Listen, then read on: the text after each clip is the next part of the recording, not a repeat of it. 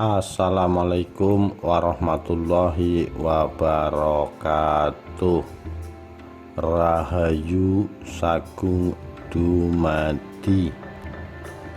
Kisah Caket Tingkir dan Pusaka Kyai Bajul Giling.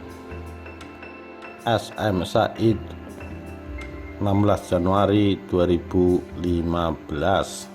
Kedikjayaan Caket Tingkir yang begitu melegenda di tanah Jawa tidak bisa dilepaskan dari pusaka berupa ikat pinggang Kyai Bajul Giling yang diberikan gurunya Ki Buyut Banyu Biru atau Ki Kebo Kanigoro. Karena konon timang Kyai Bajul Giling dibuat oleh Ki Buyut Banyu Biru dari biji baja murni yang diambil dari dalam gumpalan magma lahar Gunung Merapi dan kulit buaya. Dengan kekuatan gaibnya, biji baja murni itu oleh Ki Banyu Biru dibuat menjadi pusaka. Berdasarkan babat Jawi dan babat Pengging, kekuatan gaib yang dimiliki timang Kyai Bajul Giling ialah barang siapa yang memakai ikat pinggang Kyai Bajul Giling ini, maka dia akan kebal dari segala macam senjata tajam dan ditakuti semua binatang buas. Hal ini selain kekuatan alami yang dimiliki oleh inti biji baja murni itu sendiri, juga karena adanya kekuatan rajah berkekuatan gaib yang diguratkan Ki Banyu Biru di seputar timang berkulit buaya tersebut. Kekuatan dan keampuhan ikat pinggang Kyai Bajul Giling beberapa kali dialami dan dibuktikan sendiri oleh Caket Tingkir. Sebelum berguru ke Ki Banyu Biru, Caket Tingkir atau Mas Karepet ini pernah juga berguru ke Sunan Kalijaga dan Ki Ageng Sela.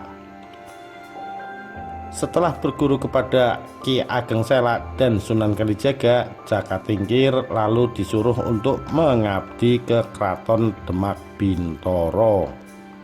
Di Kesultanan Demak ini, Caket Tingkir melamar sebagai pengawal pribadi. Keberhasilannya meloncati kolam masjid dengan lompatan ke belakang tanpa sengaja karena sekonyong-konyong Caket Tingkir harus menghindari sultan dan para pengiringnya, memperlihatkan bahwa dialah orang yang tepat sebagai pengawal. Caket Tingkir pun pandai menarik simpati Raja Demak Trenggono sehingga dia diangkat menjadi kepala prajurit Demak berpangkat Lurah Wiratamtama. Beberapa waktu kemudian Caket Tingkir ditugaskan menyeleksi penerimaan prajurit baru. Ada seorang pelamar bernama Dadung Awuk yang sombong dan suka pamer. Ketika dihadapkan Caket Tingkir, Dadung Awuk tidak ingin diseleksi seperti yang lain, namun malah ingin menjajal kesaktian dari Caket Tingkir. Karena merasa diremehkan, Caket Tingkir sakit hati dan tidak bisa menahan emosinya sehingga Dadung Awuk ditusuk dengan sadak kinang atau tusuk konde yang menembus jantungnya. Akibatnya Caket Tingkir pun dipecat dari ketentaraan dan diusir dari Demak karena konon Dadung Awuk juga merupakan kerabat Kesultanan Demak. Kepergiannya menimbulkan rasa sedih yang mendalam pada kawan-kawannya. Dengan rasa putus asa, Caket Tingkir pulang kembali dan ingin mati saja. Dua orang pertapa, Ki Ageng Putuh dan Ki Ageng Ngerang, suami dari Putri Bondan Kejawen atau adik Ki Ageng Getas Pendawa, kakek buyut Panembahan Senopati, memberinya semangat. Ketika Caket Tingkir berziarah pada malam hari di makam ayahnya di Pengging, di sana Caket Tingkir mendengar suara atau wangsit yang menyuruhnya pergi ke tokoh keramat lain, yaitu Ki Buyut dari Banyu Biru. Lalu Mas Karebet atau Jaka Tingkir pergi menemui Ki Buyut Banyu-Biru. Ki Banyu-Biru yang telah mengetahui maksud kedatangan Jaka Tingkir pun langsung menerimanya sebagai murid. Oleh guru yang sakti ini, Jaka Tingkir diberikan pelajaran-pelajaran ilmu kedikjayaan di Gunung Lawu. Salah satunya adalah dengan merendam diri dalam sungai yang dingin, dengan tujuan dapat mengendalikan hawa nafsu dalam diri Jaka Tingkir. Setelah beberapa bulan lamanya Jaka Tingkir menimba ilmu, Ki Buyut Banyu-Biru sudah memperbolehkan Jaka Tingkir untuk menemui Sultan Demak guna memohon pengampunan atas kesalahan yang pernah dilakukannya, yaitu membunuh Dadung Awuk. Sebelum berangkat ke Demak, Ki Buyut Banyu-Biru memberikan azimat timang Kyai Bajul Giling. Perjalanan kembali Jaka Tingkir ke Demak dilakukan dengan getek atau rakit yang hanya terdiri dari susunan beberapa batang bambu. Saat akan melewati Kedung Srengenge, Jaka Tingkir menghadapi hambatan karena adanya sekawanan buaya, kurang lebih berjumlah 40 ekor, yang menjadi penghuni dan penjaga kedung tersebut. Percaya dengan kekuatan gaib dari timang ikat pinggang pemberian Ki Buyut Banyu-Biru, Jaka Tingkir nekat mengayuhkan geteknya memasuki kawasan Kedung Srengenge. Bahaya pun mengancam ketika sekawanan buaya menghadang dan mengitari rakitnya. Namun berkat kekuatan gaib dari timang Kyai Bajul Giling, buaya-buaya yang semula buas beringas seketika menjadi lemah dan akhirnya tunduk pada Jaka Tingkir. Bahkan ke-40 ekor buaya itu menjadi pengawal perjalanan Jaka Tingkir selama menyeberangi Kedung Srengenge dengan berenang di kanan kiri, depan dan belakang rakitnya. Di wilayah Demak, keampuhan azimat pemberian Kyai Buyut Banyu-Biru berupa ikat pinggang Kyai Bajul Giling diterapkannya kembali. Seekor kerbau liar atau banteng dibuat Jaka Tingkir menjadi gila, sehingga 3 hari 3 malam para prajurit di Demak pun tidak dapat menghalau kerbau tersebut, bahkan dengan malu terpaksa mengaku kalah. Hanya Jaka Tingkir yang berhasil membunuh kerbau itu, yakni dengan mengeluarkan azimat yang telah dimasukkan ke dalam mulut hewan itu sebelumnya. Para prajurit Demak terkagum dengan aksi Jaka Tingkir yang mampu menaklukkan banteng buas. Raja Demak, Sultan Trenggono, mengampuni perbuatan Jaka Tingkir tempo hari dan memaafkannya. Kemudian Jaka Tingkir diangkat sebagai pemimpin Laskar Tamtama, dan kemudian akhirnya dia menikah dengan putri ke-5 raja, yaitu Ratu Mas Cempaka, dan menjadi Bupati Pajang dengan gelar Adipati Adiwijaya. Sepeninggal Trenggono tahun 1546, putranya yang bergelar Sunan Prawoto seharusnya naik tahta, tapi kemudian tewas dibunuh Aryo Penangsang, sesepuh di Jipang tahun 1549. Aryo Penangsang membunuh karena Sunan Prawoto sebelumnya juga membunuh ayah Aryo Penangsang yang bernama Pangeran Sekar Sedalepen sewaktu dia menyelesaikan sholat asar di tepi Bengawan Solo. Kemudian Aryo Penangsang mengirim utusan untuk membunuh Adiwijaya di Pajang, tapi utusan itu gagal karena dia memiliki kekebalan dari azimat Ki Bajul Giling. Namun setelah mengalahkan utusan Aryo Penangsang, justru Adiwijaya menjamu para pembunuh itu dengan baik, serta memberi mereka hadiah untuk mempermalukan Aryo Penangsang.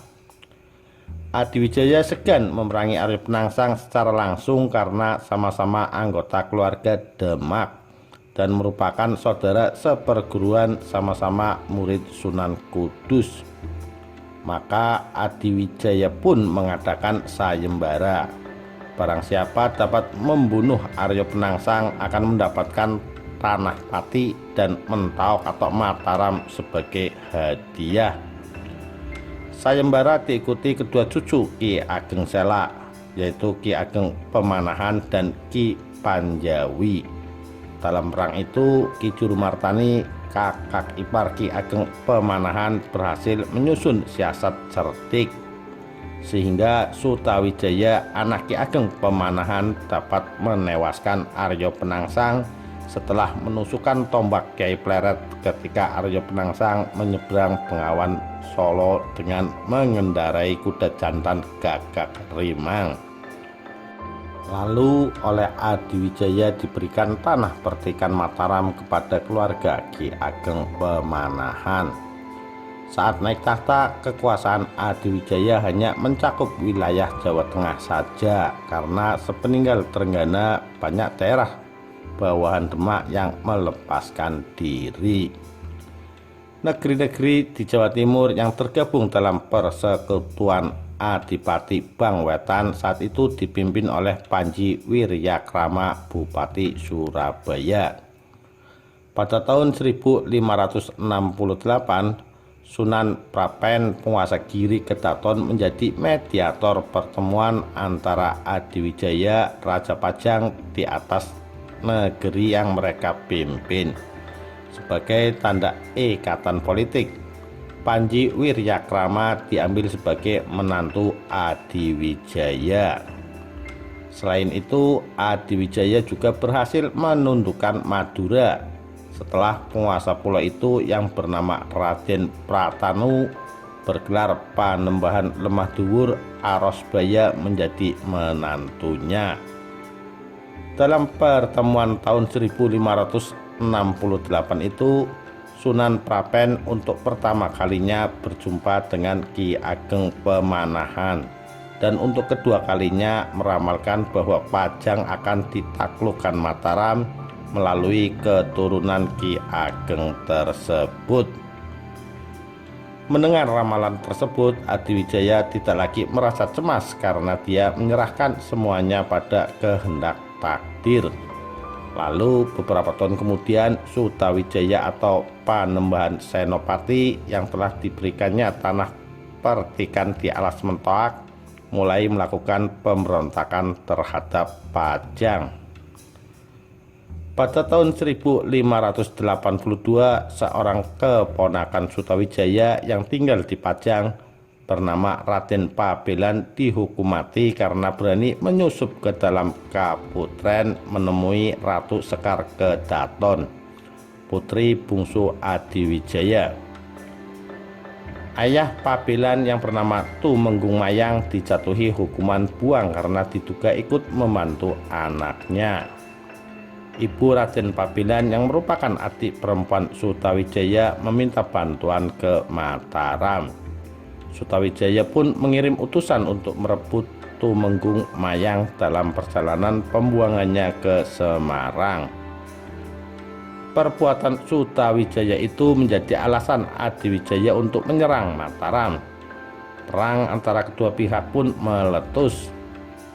Pasukan Pajang bermarkas di Prambanan dengan jumlah lebih banyak, namun menderita kekalahan karena konon Sutawijaya mendapat bantuan dari Kanjeng Ratu Kidul, sang penguasa Laut Selatan.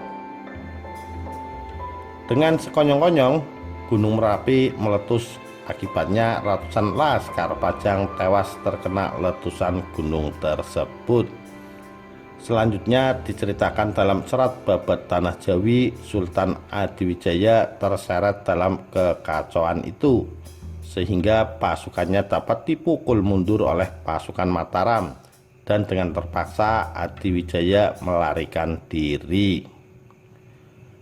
Adiwijaya pun ingin berdoa di makam Tembayat, tetapi pintu makam tidak dapat dibuka.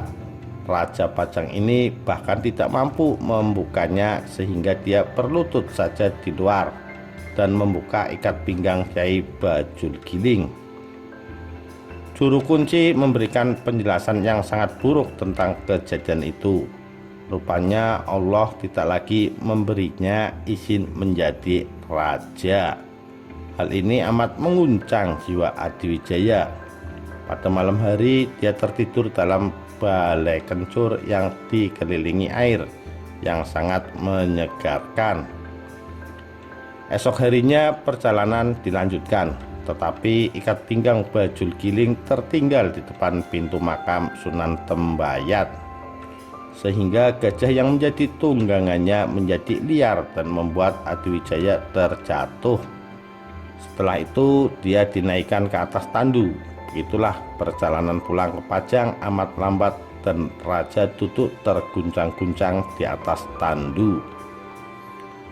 Beberapa abdi dalam yang menolong raja saat jatuh dari gajah segera mengetahui mengapa Sultan tidak bisa lagi mengendalikan gajah yang tiba-tiba menjadi galak, karena tidak lagi adanya ikat pinggang asimat dari Kiai Buyut Banyu-Biru di pinggang sang raja. Mereka ingat Sultan melepaskan ikat pinggang itu dari tubuhnya dan meletakkan di samping saat berdoa di depan pintu makam Sunan Tembayat. Hilangnya ikat pinggang Bajul Giling terdengar oleh telik Sandi Mataram. Lalu sesampainya di Pajang, datang makhluk halus anak buah Sutawijaya bernama Ki Jurutaman yang menyerang dengan memukul dada Adiwijaya. Karena tidak lagi menggunakan ikat pinggang Ki Bajul Giling, membuat sakit sang Raja Pajang ini bertambah parah. Namun dalam keadaan sakit, Adiwijaya berwasiat supaya anak-anak dan menantunya jangan ada yang membenci Sutawijaya, karena perang antara Pajang dan Mataram diyakininya sebagai takdir.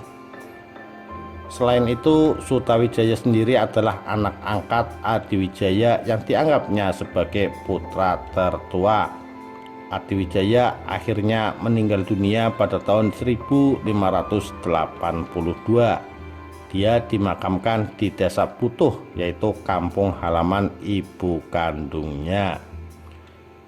Banyak kisah tentang hilangnya dan keberadaan ikat pinggang bertimang Kiai Bajul Giling yang bertuah itu. Ada sebagian kisah menceritakan ikat pinggang yang tertinggal di depan pintu makam Sunan Tembayat itu diambil dan disimpan oleh juru kunci makam. Tetapi ada pula yang mempercayai ikat pinggang itu hilang secara gaib. Yang hilangnya asimat itu juga diketahui dan disadari oleh Sultan. Demikian kisah Jaka Tingkir dan pusaka Kiai Bajul Giling. Sekian, terima kasih. Wassalamualaikum warahmatullahi wabarakatuh. Rahayu, Rahayu Sagung Dumadi.